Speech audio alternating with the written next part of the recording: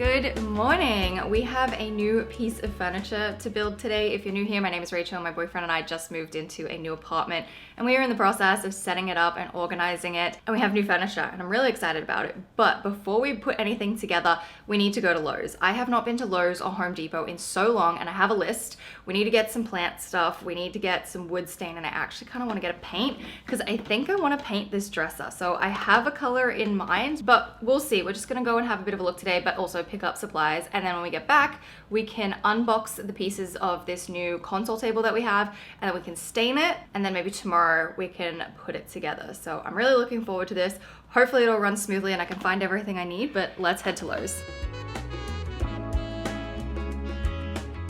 I'm in the wood stain section and I have to pick a color. I want something that's not too yellow, a little more neutral, and kind of a light color as well, like natural beige. We have been here for so long trying to figure out what to get. We've finally come up with a color. We're gonna go with the Minwax Golden Oak. We have the pre-stain and then the clear top coat. I think this will work. We're gonna get the small containers just to see how it goes. That way, if it is wrong, then we don't have an excess of any of these. So I think we've made a decision. Next, we're gonna look at paint. I've been thinking about painting the dresser in the bedroom, and I was having a look at this Sherwin-Williams paints the other night that are like the HGTV ones, and I picked out a color and I just wanna get a swatch of it. I feel like it may have been Moon Mist, like this light blue color, but there was another one. Oh my goodness, it's probably saved on my computer. I don't know why I didn't look, but I'm thinking like Sleepy Hollow, Moon Mist, maybe even this one in the middle. What's up here? Far Sky, I'll take that one. And then some individual colors. I actually don't know which ones are the HGTV. Are they all HGTV? I have a couple of swatches. I have a feeling it was something from this first one, but I might just grab a couple more and then we can head to the plant section. Yeah, this Fast Sky. Oh no, take 5 maybe. This one.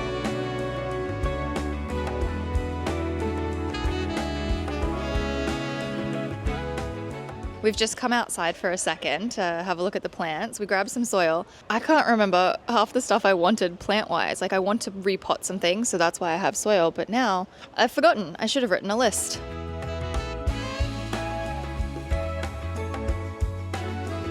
We found the vegetable section. We might get some things. I would love to get some tomato plants. Maybe not now, but it's definitely on my list. I mean, they do have them. Can I grow a tomato plant inside? Because I love tomatoes so much.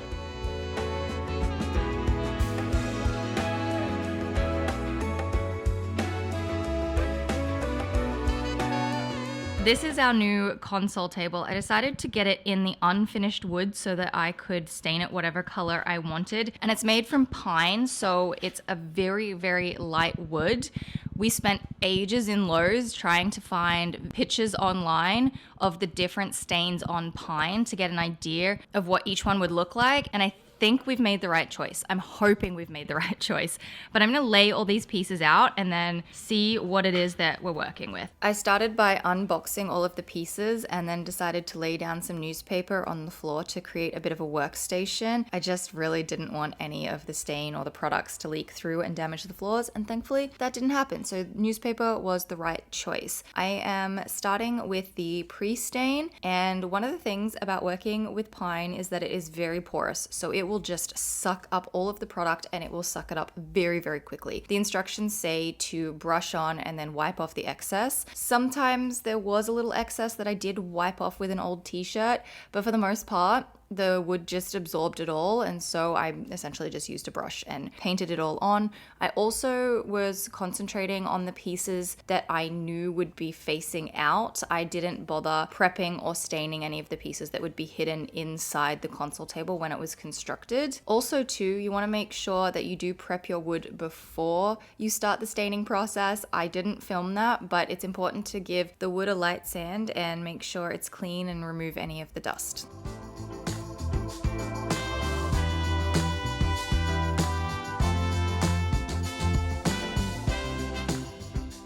The pre-stain dried very quickly, like it was touch dry instantly, so you could paint one side and then flip the piece over, in particular on the legs where you need to do all 4 sides, and it wasn't going to stick to the newspaper or cause any leaking issues.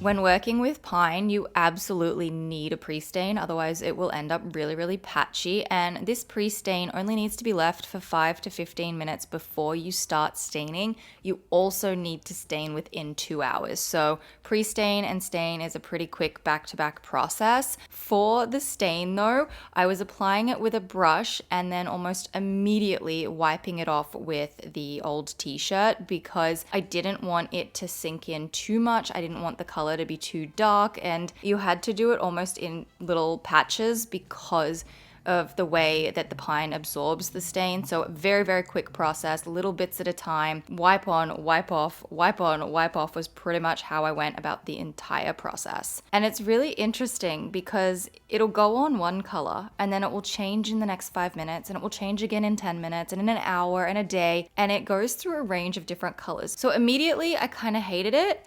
And then there was a brief moment where I really liked it, and then I started hating it again. It's really hard to pick a stain color, and it might just be a little case of trial and error. I really thought that anything lighter than this was going to be too light, but this kind of ended up being a little bit too dark. But again, it could just be the pine wood absorbing it so quickly. I did try so hard to find pictures online of what pine wood would look like with a range of different min wax stains, but I think it's just different every time. I'm not sure about the color of the stain. In true pine fashion, it's pulling a little yellow. It is very, very close to what I was after. I just wanted a nice light wood that wasn't too yellow, wasn't too dark, maybe almost beachy vibes without it being that like gray washed wood. I don't know if I'm actually making any sense here, but I don't know, and I don't know what to do about it. I have a few options. One, I just leave it and do the seal on it, which I will have to do tomorrow. So once this dries, I'm just gonna put it in the closet, the storage closet, to kind of get it out of the way, and then we can bring it out and seal it and just leave it. 2, I could pick a really dark stain and just go the total opposite end of the spectrum. 3, I could paint it, pick a color, paint it. 4, I can continue my research on how to lessen the yellow in pine wood. I've been watching YouTube videos for the last little bit in understanding what to do about the yellowing of pine and how you can get sort of like a softer, creamier stain. There's something you can do, wood bleaching, and you can also do something that's called pickling, but I think I might have to sand it all back and then do those things and then restain it. But I'm just trying to see if there's any post-stain methods to like ease up on the yellow. Anyway, I think I'm gonna put a pin in that for the moment. We'll come back to it tomorrow. I also have some tape on the wall here because I have a new piece of furniture that's coming for right here in the corner of the dining room, which I'm really looking forward to. That's gonna be more kitchen storage and a coffee bar, and it's just gonna be really, really cute. And then, oh, we also, when we went to Lowe's, got a cilantro plant. I could have bought a million plants, I really could have, but we decided we're just gonna start with one herb, and we picked cilantro because we have this most meals. Like, we go through cilantro really, really quickly. So to have our own plant would be really, really cool. I'm actually gonna repot him right now, and I'm a little bit nervous about it because the last time I bought a bag of soil from Lowe's, it killed 2 of my plants. It was a bad batch. And so I'm hoping that this is a good one because I would really like to get back into the swing of having all of my plants in the right sized pots. I have this really cute rectangle pot I got off Amazon about a year ago, and I love it. I had basil in here originally, but you know, it died. I want to plant the cilantro in here. I might keep it to sort of one side and potentially put another one in this side or even something else, but I want to create a little herb garden and put it in the window here in the dining room.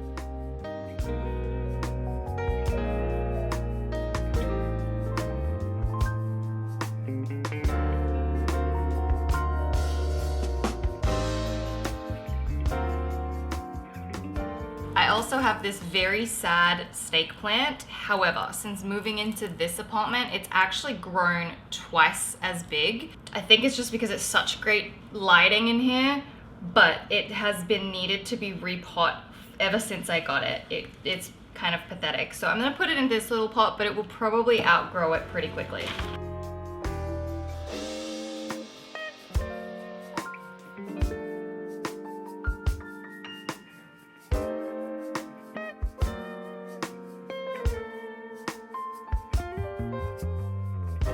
I spent so long last night going through this book and picking out colors and then trying to find images online of how they would look on pine. And it was so hard. I ended up coming to the conclusion that the gray elm down here would probably be the best option. It's very light, but I figured gray would probably be the best option. And then this morning I got up and I was like, well, I'm gonna have to sand this entire thing. I don't have an electric sander, don't plan on getting one. I'm gonna have to sand it by hand. So I tested out one of the legs and I stopped almost immediately and was like, absolutely not. I still need to finish sanding the coffee table, and that's like a year old. I don't have the stamina or the commitment to do it. So I just took that off the table. I was like, it's not happening. I'm not sanding this back. And also yesterday when I was searching for solutions to the yellowing of pine, a lot of the answers were to whitewash. And I actually have a can of whitewash in the closet. So yesterday when I had everything out on the floor, I pulled out the can, and on the underside of the top panel, I did a little test patch and it came out so white. And I was like, absolutely not. It was so opaque and I'm like, I don't want a white piece of furniture. And then this morning, after I sanded the leg, thinking, okay, well, I'm kind of stuck here. There's not much I can do. I thought, why not add more water to the whitewash and dilute it even further? And then I tested it out and it came out so perfect. This is the leg that I whitewashed this morning. As I mentioned, pine is super porous. You've got to work really quickly. So I had to do half sections at a time, brush it on, wipe it off with the rag immediately. And I did it in 8 sections as I'm like rotating it around. I think this is perfect. It is very soft. It's not super yellow. I know right now it looks way too light, but I think the issue that I'm having is our floorboards here are such an intense yellow orange that an intense yellow orange piece of furniture on top of it is just nauseating. And this will look so much better once it's on the ground. I grabbed the other leg as well just to compare, and you can see how much like yellow is in this piece compared to the whitewashed piece. So while this looks really light now, I think once the whole piece is together and it's actually on the ground, it won't look so bad, and it looks so much better. So I'm gonna go and get the newspaper, I'm gonna lay everything out again, and we're going to whitewash the pieces today. Again, for this process, I had to work very, very quickly and do just the half sections of the legs. And thankfully, because it dries almost immediately, you can just flip the pieces over again and it's not going to stick to the newspaper or leak through or anything like that.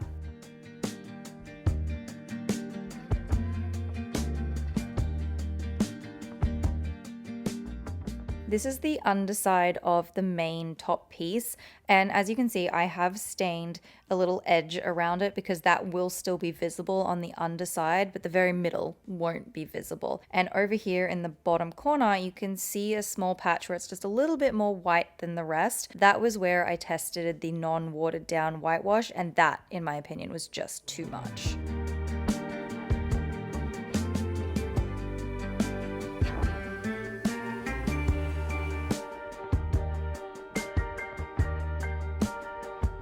Day 3 of working on this little console, and I've just laid out the newspaper and all the pieces. I'm going to seal them today. I cannot be bothered to try to figure out the color anymore.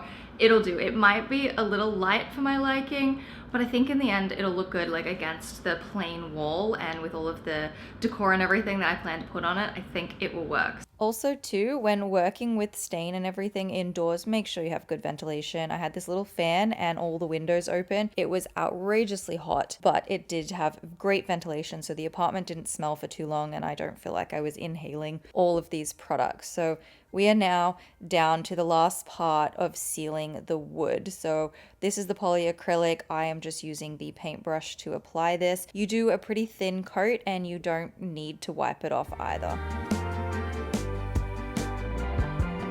Something I learnt pretty quick with this step is that it's sticky. Unlike the other 2 steps, or the other 3 steps I should say, where it was touch dry immediately and you could place it down onto the newspaper, you can't do that with this step. And I actually found the easiest way for me to do the legs was to just stand them up and just balance them, and they stayed. None of them fell over, but that was the best way to get all 4 sides without having it stick to the newspaper. And then the other trick I did was I actually used all the other pieces for the drawers that I wasn't going to be staining, and I placed those pieces underneath all of the bigger panels so that they were lifted off the newspaper, because as I was doing the edges, I found that the edges would then stick to the newspaper. So I had to lift everything off, and that made all the difference. I think in the end, the whitewash gave me a very similar look to the grey elm and the birch bark stains, so I think this was the better way to go rather than sanding everything back and getting a new stain. Speaking of sanding though, once you do 1 coat of the top coat and you let it sit for a couple of hours, you take a 120 grit sandpaper and just very gently sand over everything. You don't want to go too hard because then you'll take up the whitewash and take up the stain. You just want to smooth everything out. And this was actually a pretty quick process, but I was nervous that I was going to take off all the color, all the hard work that I just did. Then you do another layer of top coat. You can repeat this process as many times as you want, sanding and then another top coat. I only did 2. I probably should have done a 3rd, but I was so over it by this point that I wanted to be done.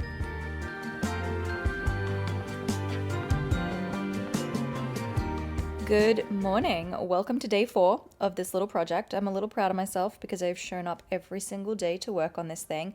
I am actually so happy with the color of this. I think it's really soft, and it is a little darker than the original pine wood. You can see that the original is very, very light. This may be a little too light for my liking, but I really do think it was the better choice. I'm also using a satin finish. I didn't want it to be too glossy, and I didn't want it to be super matte either. And you can see that there's just like a little bit of a sheen to it, which is so nice. Anyway, we are now up to doing the fun part, which is putting it together and styling it all up. This was pretty straightforward to put together. I just followed the instructions. I did pack up all the newspaper though, and I am saving it because I have many projects on the horizon, so I know it will come in handy again.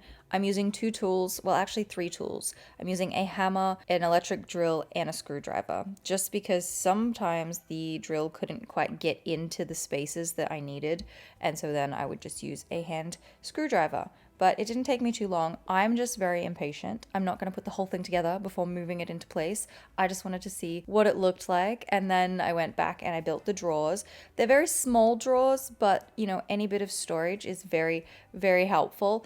The one thing I don't really like about this console table are the handles. I don't really like them very much, so I've ordered some new ones. I'll show you those a little bit later, but I think we can change the vibe and get rid of those handles.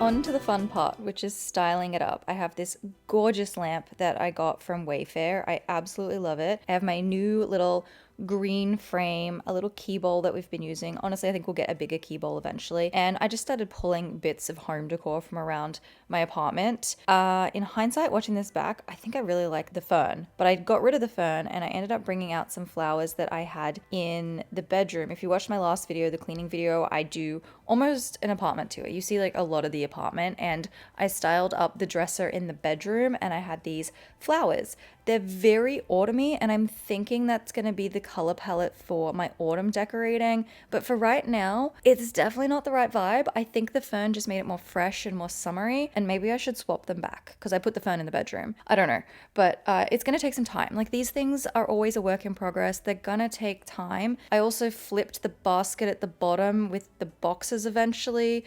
I don't remember what I filmed, but I kept touching it and playing with it over the next few days. And if you follow me on TikTok, I did a bit of an update over there as well. I never said I was going to do this the right way. This is very much the wrong way. I just do not have the capacity to trace the frames onto paper and then tape them to the wall to figure out a layout.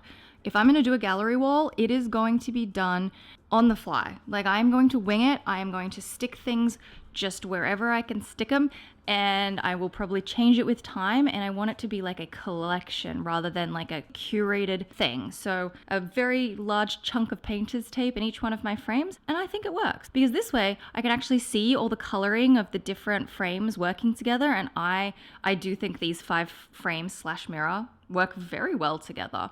There's like a little gold element. We've got 2 different types of wood. I like it. These are just the frames that I have laying around and haven't put them up anywhere yet. And I don't know how big of a gallery wall I want, but I want something. I want a collection of things. That actually doesn't look too bad. And I also changed up the console table a little bit from yesterday. So the last clip you saw was yesterday. I just sat on it a little bit last night, played around with it, made some changes. I ended up grabbing this old jewelry box that belonged to Chester's grandfather. Also too, the crystal ashtray, that was his grandparents as well. I want to put matchbooks in there. Don't know where the matchbooks are. See? Not safe. Not the right way. Thankfully, that didn't break. I'm going to take these down before we have any more casualties. That painter's tape just ripped a hole into the paint, but that's fine because I know exactly what paint is on these walls and I'm going to repaint before we move out. Oh, you poor little photo frame. I don't even think that's glass in there. I'm pretty sure that's plastic. So we're fine. We're fine. See, this is why you do things the proper way and not the Rachel way, because then you have things go wrong. But whatever, we'll deal with it. Anyway, back to the decor. We have this jewelry box and then the crystal ashtray. So the crystal ashtray, I want to put matchbooks in there. I've lost them. I think they disappeared in the move, so we might have to start collecting them again. And then the jewelry box. It was just in the office. We hadn't decided where we want to put it. And I think the way that I had it before was just too feminine for my liking. I need to have a balance of like masculine and feminine. And I like being able to combine both our decor into the one. And just something about that dark piece makes this space look so much better. It's not done. I'm not finished. I will figure it out. But yeah, that was the thought behind those little bits there instead of the book and everything else. Anyways, yeah, don't be like me. But I will say that was a lot easier, so much easier. But just don't be like me, okay? I am so sorry about the audio. I don't know what's happening to my camera settings. I'm gonna have to go and check it. I had to cut this audio because it just was like going in and out of being quiet and loud.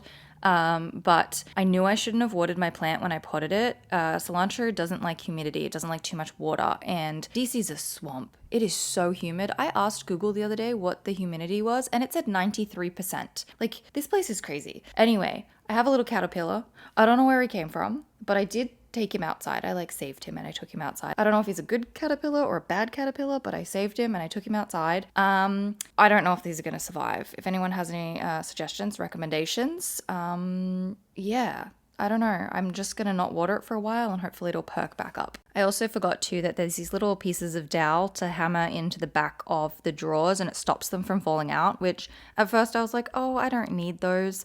No, I definitely do. The drawers are so small that when you pull on them, they're just going to come flying out. In this first one, I've started to store sort of some pens and some notebooks, which I quite like. Don't know what I'm going to put in the other ones, but we will figure that out. It's many days later, and I think I might just make this the last little update for this video. I've made a couple of changes. We found some of the matchbooks. Chester found a whole bunch. I found this one this morning. This is from a place here in DC. Highly, highly recommend. It's in Union Market in like a back alleyway and it's a piano karaoke bar. So there's a live pianist playing the songs that you can sing to. I don't sing because I will make your ears bleed, but Chester sings and we love going to karaoke. So I'll just be the little cheerleader in the crowd, but that's a really, really great place. Anyway, still not loving these flowers right now. I think this is the fall vibe and I think just, maybe some regular greenery or a plant or something would make it feel a lot more fresh and more summery. And I think I might eventually get rid of that candlestick, but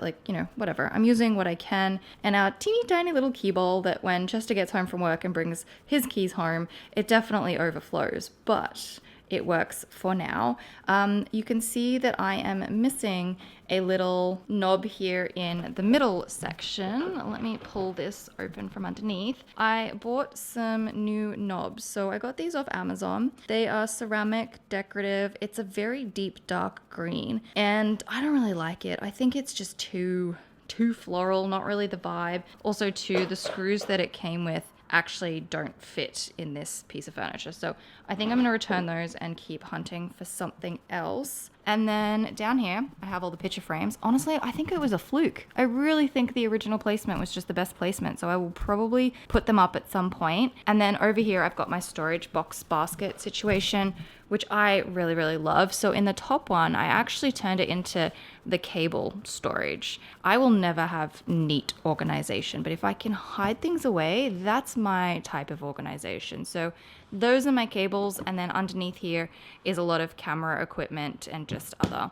electronic stuff. And you know what? It has made a world of difference in keeping things organized. I actually have the battery charger for this camera, and it can just go in there. There we go. It's hidden away. No one knows where it is except me, and then I can get it whenever I need it. So anyway, I think I'm going to wrap this video up here. I hope you've enjoyed hanging out. If you've got any suggestions or anything, let me know, but I will see you in my next video because we have more furniture to build.